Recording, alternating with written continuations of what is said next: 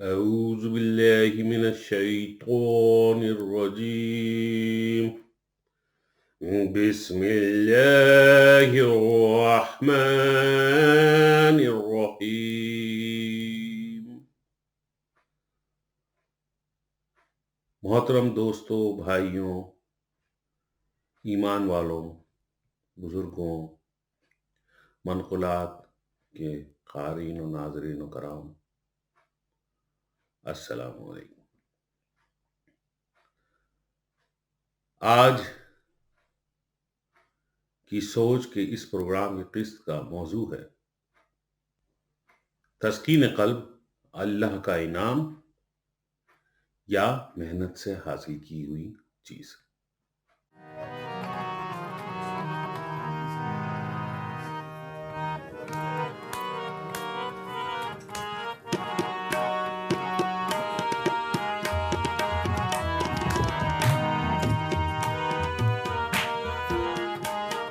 ہم اس پروگرام میں قرآن شریف میں تسکین قلب کی جو تعریف آئی ہے وہ بیان کریں گے، اور دوسرے مذاہب میں تسکین قلب کو کیسے بیان کیا گیا ہے اس کے متعلق آپ کو بتائیں گے، اور صوفی ازم میں تسکین قلب کا روح سے کیا تعلق ہے، انسان کے جسم سے کیا تعلق ہے، اور تسکین قلب کا نور جو ہے وہ انسان میں کیسے سرایت کرتا ہے اس کے متعلق بیان کریں گے. اور پھر حضرت مولانا جلال الدین رومی صاحب رحمۃ اللہ علیہ کی مثنوی سے کچھ حکایات بیان کریں گے جس میں تسکین قلب کا خاص طور پر ذکر ہے. ساتھ رہیے ہمارے.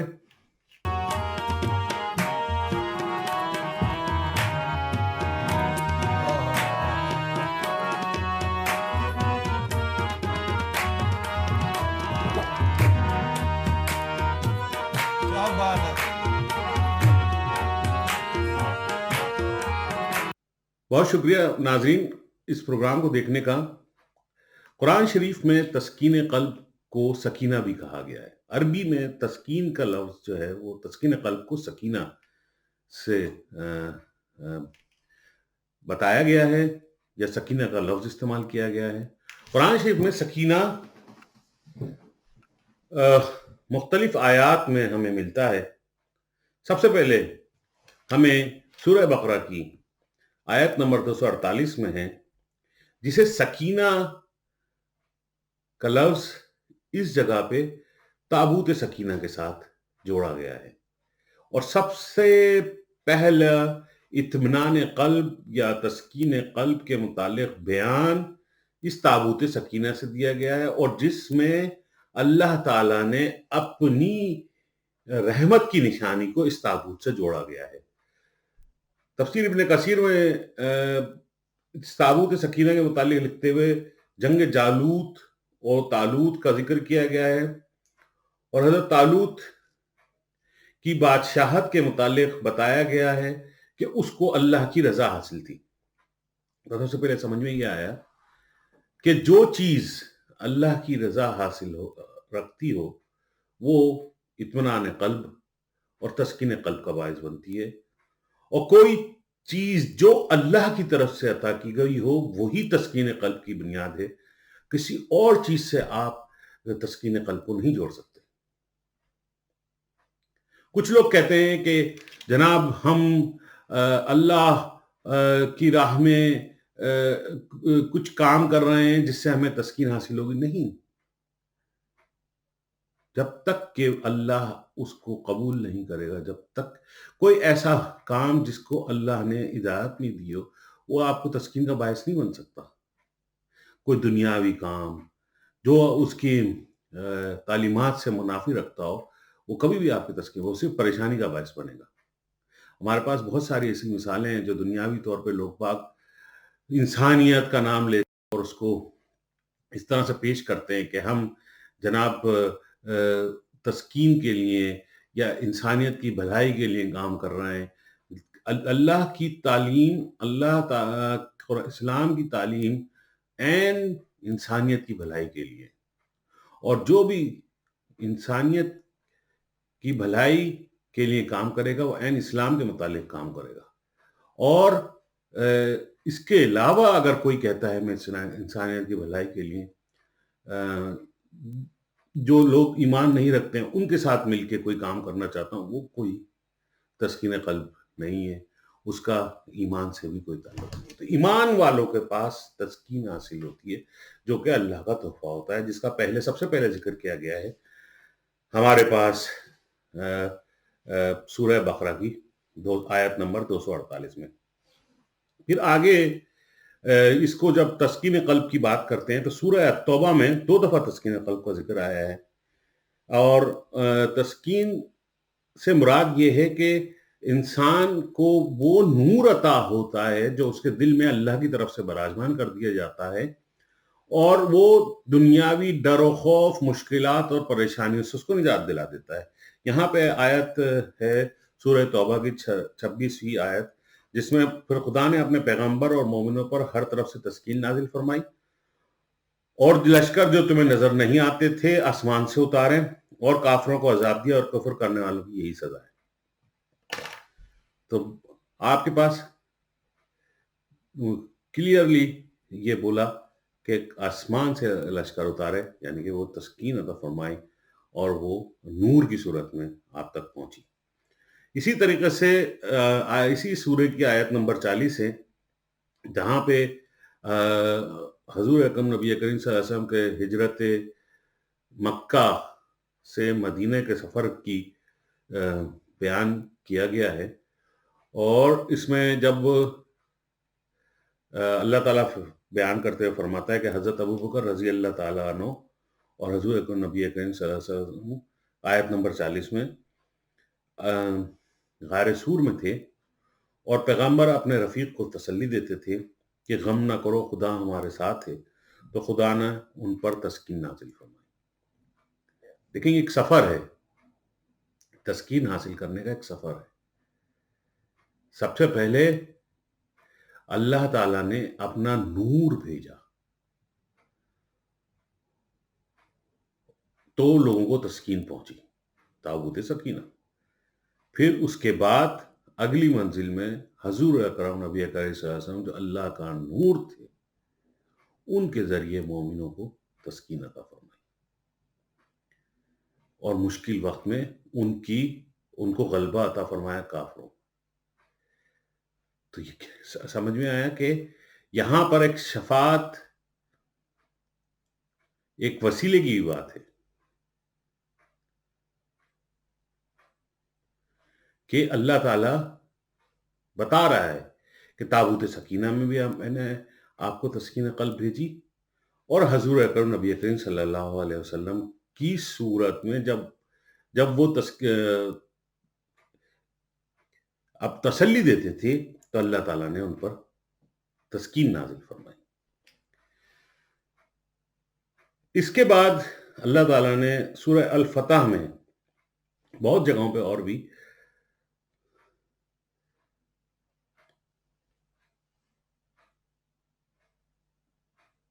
تسکین کا ذکر آیا ہے، لیکن سورہ الفتح میں آیت نمبر 26 ہے، جب کافروں نے اپنے دلوں میں ضد کی، اور ضد بھی جاہلیت کی۔ اب یہاں پر دیکھیں، یہاں پر یہ چیز ایک تو بات ثابت ہو گئی کہ تسکین جو ہے وہ ہمارے تک ایک وسیلے کے ذریعے پہنچ رہی ہے، صحیح ہے، لیکن وہ جب تک ہمارے پاس ہے، جب تک کہ ہم جاہلیت کی ذکر نہیں کرتے، یعنی کہ ایسا کام کوئی نہیں کرتے جس میں ہم اپنے آپ جو اپنے نفس کا جو غلامی ہے اس کو اختیار کر کے اللہ کی تعلیمات سے دور ہٹ جاتے ہیں، تو وہ جو ہے جاہلیت کی ضد ہے۔ اور اس میں یہ فرماتے ہیں جب کافروں نے اپنے دلوں میں ضد کی، اور وہ ضد بھی جاہلیت کی، تو خدا نے اپنے پیغمبر اور مومنوں پر اپنی طرف سے تسکین نازل فرمائی، اور ان کو پرہیزگاری کی بات پر قائم رکھا، اور اس کی کہ مستحق اور اہل تھے، خدا ہر چیز سے خبردار ہے۔ کیا ثابت ہو رہا ہے اس کی مفہوم جو ثابت ہو رہا ہے کہ کافر ہمیشہ جاہلیت کی ضد کرتا ہے، اور مومن مسلمان پرہیزگاری میں قائم رہتے ہیں۔ جو اللہ تعالیٰ جن کو اپنا نور سے نوازتا ہے ان کو پرہیزگاری پہ قائم رکھتا ہے۔ تو ایک अगली मंजिल क्या होगी कि जब उनको नूर से नवाजा गया तो वो परहेजगार हो गए, गुनाहों से तौबा कर ली, अल्लाह के राह में नेक और उसके अहकामात को बजा लाने के लिए तैयार हो गए और उस पर अमल करने लग गए और परहेजगार बन गए, तो अल्लाह ताला ने फिर उनको तस्कीन नाज़िल फरमाई। ये तो कुरान शरीफ में तस्कीन की एक तफसीली बहस और तफसीली जायज़ा हमने इस प्रोग्राम के हिस्से में लिया। इस के प्रोग्राम के अगले हिस्से में हम बात करेंगे कि दूसरे मज़ाहिब में तस्कीन की क्या बात, तस्कीन के मुतालिक क्या ख्याल किया गया है और क्या बात कही गई है। सबसे पहले तो यहूदियत में जो है ताबूत सकीना एक बहुत अहम मुकाम रखता है। आज भी इसराइल और के में ताबूत सकीना की तलाश जारी है और वो जो है उनकी यही सोच है कि ये अल्लाह की तरफ से जो इनाम था कि अगर हमें वो दोबारा अता हो जाए, जैसे कि कुरान शरीफ में और दूसरी मुक़द्दस किताबों में मौजूद है, तो हम उसको वो जो तस्कीन है वो हमें हासिल हो जाएगी और हम कामयाब हो जाएंगे। तो यहाँ पर एक ताबूत सकीना यहूदियत के जो मज़हब है उसमें एक बहुत अहमियत तस्कीन क़ल्ब के लिहाज से रखा है। फिर इसके अलावा हम जब आते हैं क्रिश्चियनिज्म के ऊपर, यहाँ पे भी सकीना और इत्मीनान क़ल्ब के ऊपर बहुत बात की गई है और इसमें इंसान के मुख्तलिफ जो रूहानी या स्टेजेस हैं उसको बयान किया गया है और उसमें इंसान की जो शख्सियत की जो जुज़ हैं उन पे नज़र षानी किया गया है, जिसमें सबसे पहले ईगो यानी कि इंसान के नफ्स की बात करी गई है और सब्र की तलक़ीन की गई है और हिकमत की बात की गई है। इसको सबसे बाइबल में मुख्तलिफ जगह पे लिखा गया है, लेकिन सबसे पहले अमेरिका के एक फ़िलासफ़र ने 18वीं सदी में इस्लाम की तालीमात की रोशनी में कुछ इस तरह से बयान करा। वो अपनी किताब में लिखते हैं कि ए अल्लाह, मुझे हिम्मत अता कर उस काम को करने की जिस काम को करने की तूने इजाज़त दी है और मुझे सब्र अता कर उस काम पे सब्र करने की जिस काम या उस चीज़ पे सब्र करने की जिसके करने की तूने मुझे ममानियत करी है या जो मेरे करने की चीज़ नहीं है, और मुझे हिकमत अता कर इन दोनों में के माबैन फ़र्क समझने के लिए। यानी कि अल्लाह की तालीमात को मद्देनज़र रखते हुए, को सोचते हुए उस अहकामात पे अमल करना, उसकी ताकत अता फरमा और अल्लाह की तालीमात को मद्देनज़र रखते हुए जिस चीज़ों से तूने मना करा है, जिसको मेरा ईगो या मेरा नफ्स उसकी तरफ खींचता है,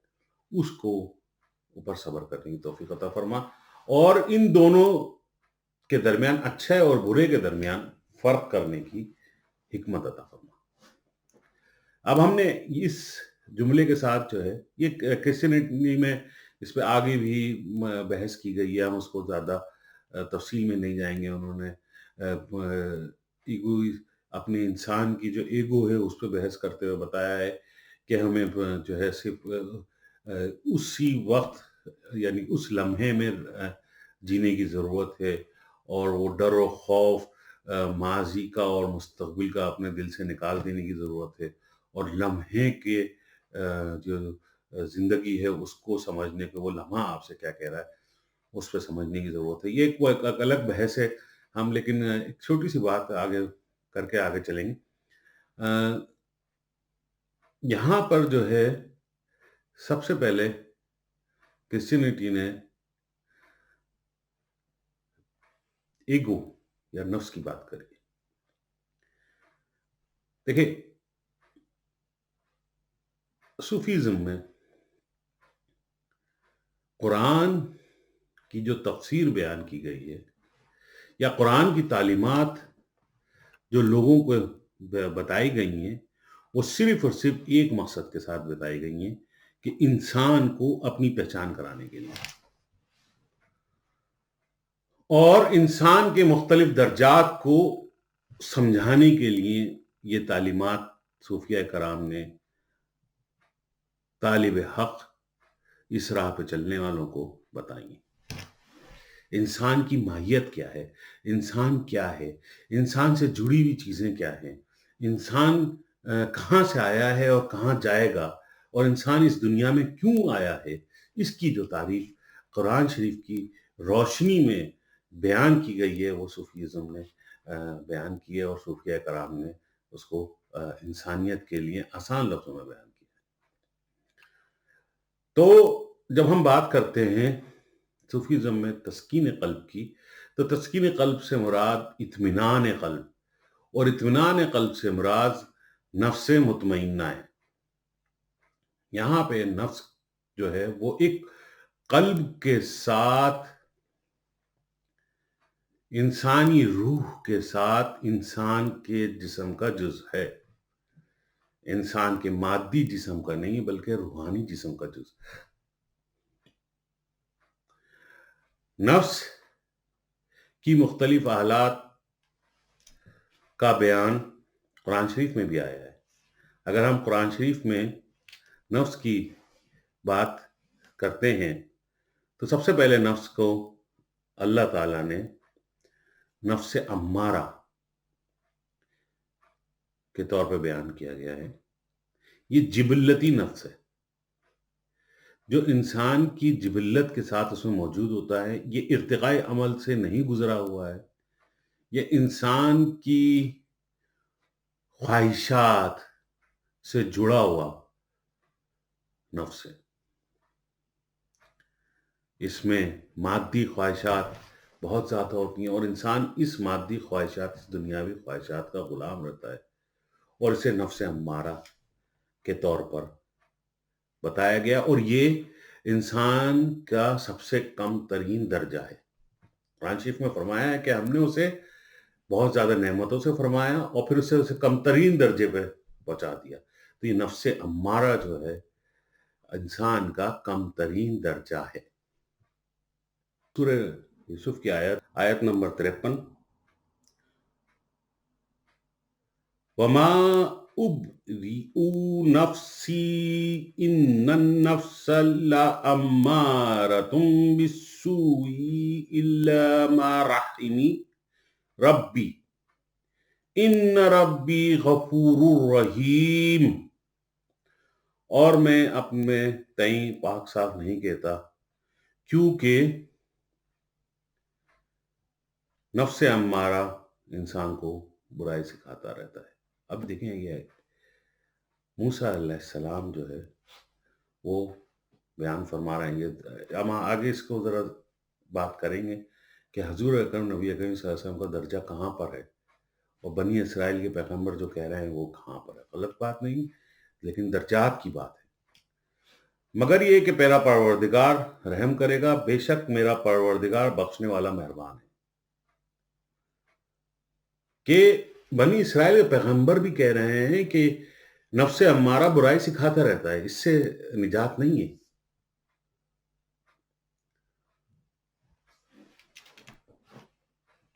برائی سکھانے والا نفس کم ترین درجے پہ لے جانے والی چیز نفس امارہ کے طور پر قرآن شریف میں اس کا بیان کیا گیا ہے۔ پھر جب ہم آگے بات کرتے ہیں نفس اللوامہ،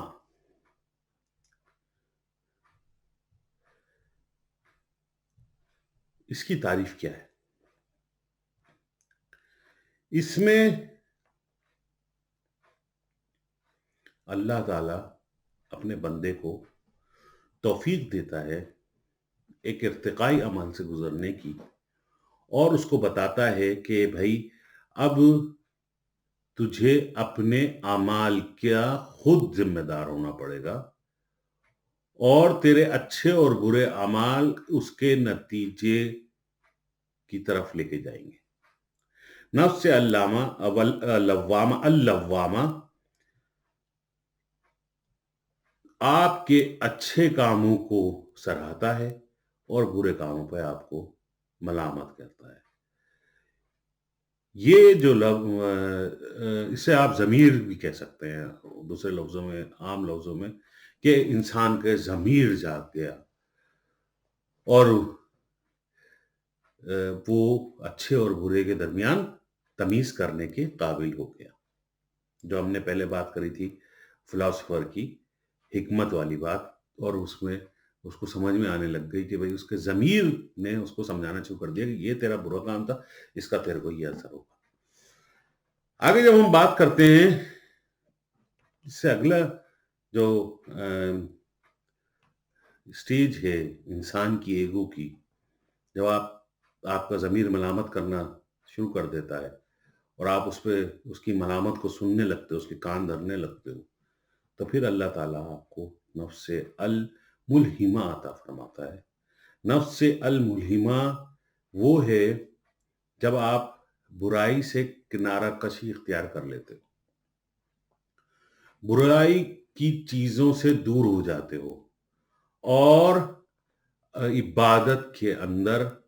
خشوع اور خضوع آپ کو ملنا شروع ہو جاتا ہے۔ نیک کاموں میں آپ کو اطمینان ملنا شروع ہو جاتا ہے، نیک کاموں کی طرف آپ کی رغبت بڑھ جاتی ہے۔ یہ جو ہے ذکر کی طرف اور روحانیت کی طرف آپ آ جاتے ہو۔ دنیا بھی ساتھ کے ساتھ چل رہی ہے، لیکن آپ کے رجحان جو ہے وہ روحانیت کی طرف بڑھ جاتا ہے۔ اور جب آپ اس سفر پہ چل نکلتے ہو،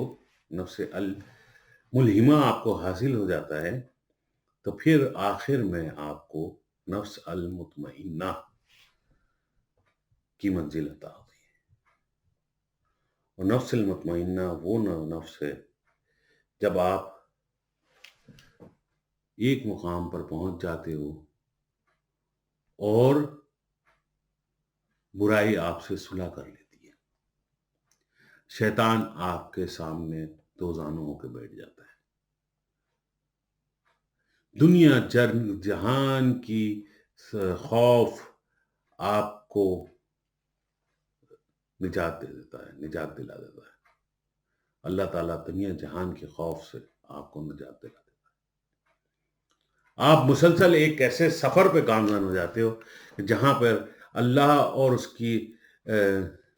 ذات کا خیال آپ کا ہم پلہ ہوتا ہے، جیسے قرآن شریف میں فرمایا ہے اللہ تعالیٰ نے کہ جہاں تم ہوتے ہو وہاں پہ اللہ موجود ہوتا ہے، اور آپ کو اس کی ذات کا ادراک ہونا شروع ہو جاتا ہے اور آپ سکون میں آ جاتے ہیں۔ اور یہی ہے انسانیت کی معراج۔ یہاں پر آپ کو اللہ تعالیٰ وہ مقام عطا کر دیتا ہے کہ جب آپ سے باطل صلح کر لیتا ہے، وَقُلْ جَاءَ الْحَقُّ وَزَهَقَ الْبَاطِلُ إِنَّ الْبَاطِلَ كَانَ زَهُوقًا، باطل مٹ جاتا ہے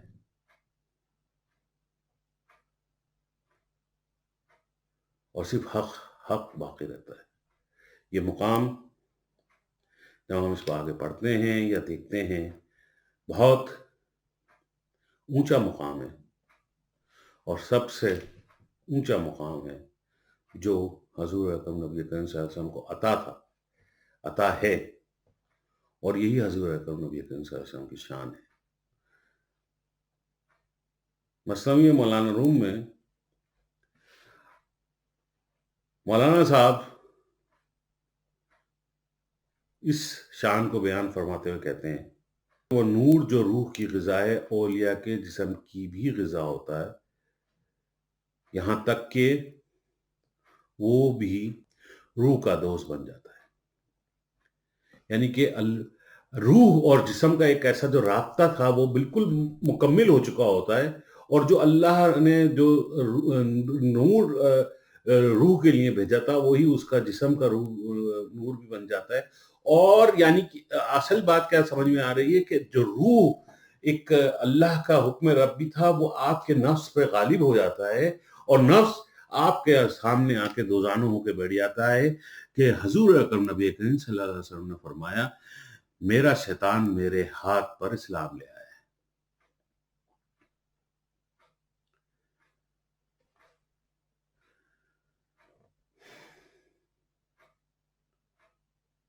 کیا کہ آپ نے اپنے نفس کو اللہ کی رضا میں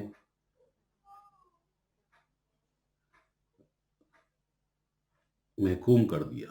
آپ کی روح کا اوپر آپ کے انسان آپ کی روح پر آپ پر غلبہ ہو گیا، اور جہاں پر روح کا غلبہ ہے تو وہ اللہ ہی اللہ ہے۔ یہاں پہ مولانا صاحب بہت خوبصورت بات کرتے ہیں کہ اگر شیطان اس روح کو یا اس نور کو کھانے والا نہ بنتا تو حضور اکرم نبی کریم صلی اللہ علیہ وسلم جو ہے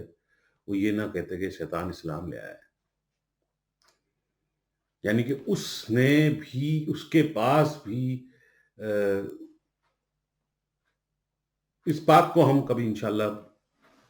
اگلے پروگراموں میں تفصیلاً بحث کریں گے، کیونکہ ایک تھوڑا سا ثقیل موضوع ہے جو کہ ہماری اس پروگرام کی جو حدود ہیں اس کو ذرا سا آگے بڑھ جائے گا، تو ہم اس پہ ہم کبھی انشاءاللہ اگلے پروگرام میں تفصیل سے بات کریں گے۔ یہاں پہ اللہ تعالیٰ مسئلہ مولانا روم میں مولانا صاحب بتاتے ہیں کہ جو لوگ صرف زبانی مومن ہیں وہ اس حقیقت کو نہیں سمجھ سکتے۔ نور ایمان روح کی غذا ہے، اور جب روح اور جسم کا اتحاد ہو جاتا ہے تو وہ نور جسم کی غذا بھی بن جاتا ہے، اور اس کے متعلق کہتے ہیں کہ حدیث شریف کے نفس امارہ تابع ہو جاتا ہے۔ مولانا نے یہاں شیطان سے مراد استثناء انسانی لیا ہے، یعنی وہ بھی روح کا ساتھی بن گیا ہے، یعنی کہ نفس مطمئنہ حاصل ہو گیا، تسکین قلب کی معراج حاصل ہو گئی، اور یہ اللہ کا ایک عطیہ ہے، اور یہی صوفیزم کی معراج ہے کہ جب آپ کو بتایا جاتا ہے کہ آپ اس سفر پہ کیسے چلیں گے اور اس کی منازل کیا کیا ہیں، اور یہی انسانیت کی معراج بھی ہے۔ تو دعا کرتے ہیں اللہ تعالیٰ اپنے نیک بندوں کے صدقے میں ہم سب کو، جو اس پروگرام کو دیکھنے والے ہیں، جو اس راہ پہ چلنے والے ہیں، جو طالب حلق ہیں، تسکین قلب عطا فرمائے، ہمارے دل میں اس نور کو براجمان فرمائے، اور ہمارے قلب کو اس کو سنبھال کر رکھنے کی صلاحیت عطا فرمائے۔ وما علینا الا البلاغ المبین۔ کل کا بھلا کل کی خیر، کل کا بھلا کل کی خیر، کل کا بھلا کل کی خیر، آمین ثم آمین۔ السلام۔ ناظرین کرام، منقولات.com ایک Germany Frankfurt based media organisation ہے جو آپ تک اردو کی خبریں پہنچاتا ہے۔ ہمارے پروگرام سوشل میڈیا پہ منقولات کے نام سے آپ دیکھ سکتے ہیں۔ یوٹیوب پہ منقولات کے پروگرام کو لائک کیجئے، اور باوقت برخبر رہنے کے لیے ہمارے چینلز کو سبسکرائب کیجئے اور بیل آئیکن کا بٹن دبانا مت بھولیے۔